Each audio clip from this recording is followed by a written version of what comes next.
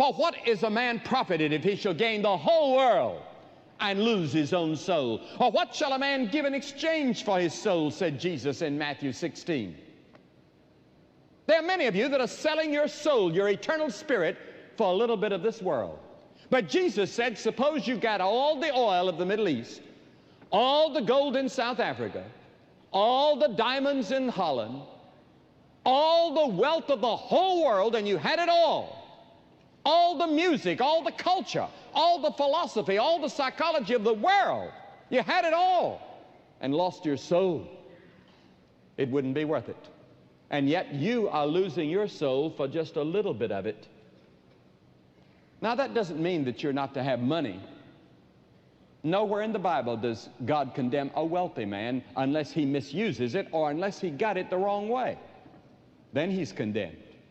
But the Bible says, know ye not that friendship with the world is enmity with God? Whosoever therefore will be a friend of the world is the enemy of God. Now what does that word world mean? It's cosmos. It means a world system dominated by evil.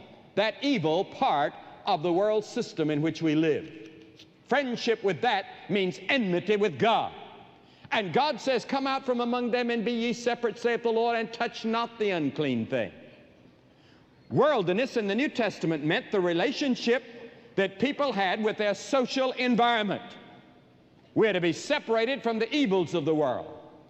Now perhaps you saw those huge pictures on television a few months ago of some 40 whales who for some unknown biological reason beats themselves and died. They left their living environment for one of death and died. And many of you have left the environment of living in the Scriptures and living for God and gone out into the world, and your soul is dead toward God. It's like the lemming in Scandinavia. They band together and for some unknown reason walk down into the ocean and die. You deliberately bring on your own spiritual death.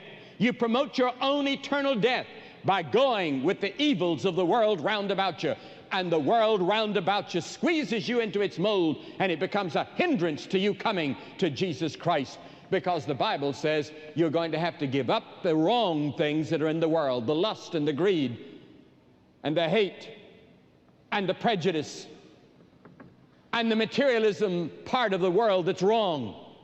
You have to turn from when you come to Christ. And that's the reason it's so hard to follow Christ in the modern day. It's not easy to be a Christian. I'm not going to fool you.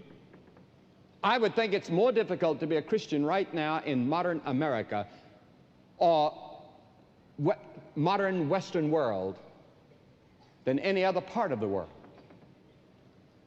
You see, to be a Christian in some parts of the Orient or some parts of the world, you have to really stand for Christ and you have to suffer.